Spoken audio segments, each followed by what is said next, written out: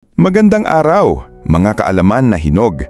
Ang topic natin ngayon ay request mula sa isang viewer na sabing, "Doc, ano po ba ang mga natural na gamot o lunas para sa mataas na uric acid at gout?"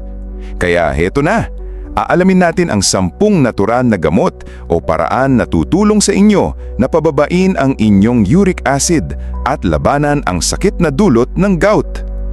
Panguna sa ating listahan, tubig, tubig at marami pang tubig. Ito na ang pinakaimportante, pinakamura at pinakaepektibong lunas sa lahat. Huwag na huwag maliitin ang kapangyarihan ng tubig. Ang trabaho ng ating kidneys ay i-filter at ilabas ang sobrang uric acid sa katawan sa pamamagitan ng pag-iihi. Ang payo ko, kung kulang ka sa tubig, nagiging concentrated o malapot ang iyong ihi na parang syrup. Nahihirapan ang kidneys mo na i-dissolve at ilabas ang uric acid. Ang resulta, naiipon ito sa iyong dugo hanggang sa mamuo na parang asukal. Uminom ng 8 hanggang 10 basong tubig araw-araw. Kapag inaatake ka ng gout, doblehin pa ang inom. Ang pag-inom ng maraming tubig ay literal na pag-flush sa toilet ng iyong katawan. Panglawa sa ating listahan ang cherry o cereza. Ito na ang superfruit laban sa gout.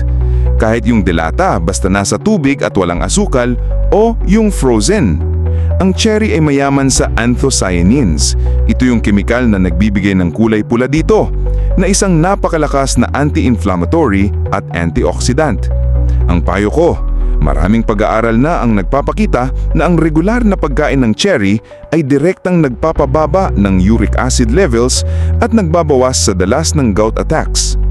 Isang tasa ng sariwang cherry o isang baso ng unsweetened tart cherry juice araw-araw ay malaking tulong, lalo na kung alam mong nakakain ka ng bawal. Ituring mo itong panisira diskarte sa uric acid. Pangatlo, mahigpit na pag-iwas sa mga pagkaing mataas sa purines. Ito ay hindi gamot, pero ito ang depensa. Ito yung mga pagkain na kapag kinain mo, direktang nagiging uric acid sa katawan mo. Ang payo ko, unang-una sa listahan ng bawal ay lamang loob o parang mga bopis, isaw, dinuguan, pulang karne o mga baka boboy at ilang isda tulad ng sardinas, tamban at dilis. Ang payo, kung kakain ng protina, piliin ang manok na walang balat, itlog at isda na mababa sa purines tulad ng tilapia at bangus. Pang-apat, ang kalamansi o lemon juice. Paborito natin itong isawsaw sa toyo, pero mas maganda pala itong inumin na may kasamang tubig. Ang vitamin C na nasa kalamansi at lemon ay nakatutulong magpababa ng uric acid levels ayon sa mga pag-aaral. Ang payo ko, sa umaga, bago mag-almusal, uminom ng isang basong maligamgam na tubig na may piga ng 3 hanggang 4 na pirasong kalamansi. Nakakatulong din itong gawin mas maalkalin ang iyong ihi na mas madaling mag-dissolve at ilabas ang uric acid. Ito ay isang simpleng detox routine sa umaga na naglilinis ng iyong sistema. Panglima, ang pinya. Hindi lang ito para sa ubo. Ang pinya ay may bromelain, isang napakalakas na enzyme. Ang trabaho nito ay mag-breakdown ng protein at lumaban sa pamamaga. Ang payo ko, ang bromelain ay isang malakas na anti-inflammatory. Kapag inaatake ka ng gout, ang joints mo ay sobrang namamaga. Ang pagkain ng sariwang pinya ay tumutulong na pabilisin ang paghupa ng pamamaga at pagkawala ng sakit. Isama mo ito sa iyong diet, lalo na kung may nararamdaman ka ng unang senyales ng kirot. Tandaan, sariwang pinya, hindi yung nakalata na may asukal. Baka naman po, bilang maliit na tulong nyo rin po, kahit like lang po dito sa video at subscribe, okay na po. Maraming salamat po. Pang-anim, ang pagbabawas ng asukal at alak. Heto ang 2 sikretong kalaban na maraming ang hindi nakakaalam. Akala natin purines lang ang problema.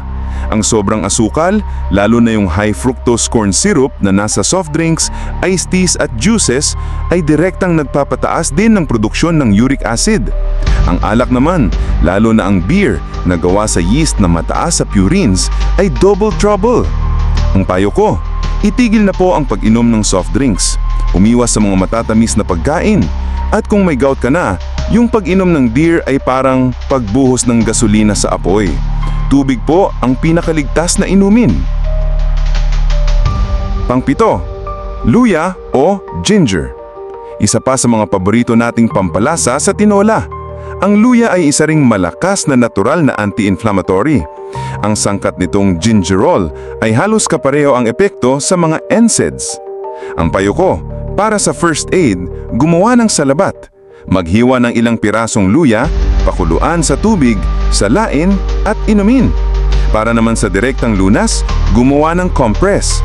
Gadgarin ang sariwang luya, ihalo sa konting tubig at itapal sa masakit na parte. Nakakatulong ito na bawasan ang pamamaga. Pangwalo, mansanas. Sabi nila, an apple a day keeps the doctor away. Ang mansanas ay may malic acid, isang sangkap na sinasabing tumutulong i-neutralize ang epekto ng uric acid sa katawan. Ang payo ko, bagumba't may laman ng mas maraming pag-aaral dito, ang pagkain ng isang mansanas ay tiyak na mas healthy. Mataas ito sa fiber at tubig na parehong tumutulong sa pag-flush out ng toxins. Tandaan lang, kainin ng may balat para makuha ang buong benepisyo at iwasan ang apple juice na puro asukal. Pangsyang, ang pagbabawas ng timbang. Ito ay hindi pagkain pero ito po ay isa sa pinaka-epektibong gamot. Ang sobrang taba sa katawan o fat cells ay gumagawa ng mas maraming uric acid. Bukod pa dyan, ang sobrang timbang ay naglalagay ng dagdag na bigat sa ating mga kasukasuan. Ang payo ko, kahit yung pagbabalang ng 5 hanggang 10% ng iyong timbang ay napakalaking tulong na. Maglakad-lakad araw-araw, uminom ng maraming tubig at umiwas sa mga matatabang pagkain. Ang pag-aalaga sa timbang ay pag-aalaga sa kasukasuan. At ang pang-10, ang saging. Heto na naman ang saging. Bakit kasama ito dito? Una, ito ay low purines, kaya't ligtas itong kainin. Pangalawa, dahil mataas ito sa potassium at vitamin C.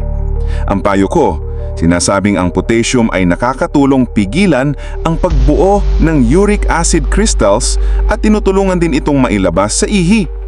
Ang vitamin C naman ay nakakapagpababa ng uric acid levels.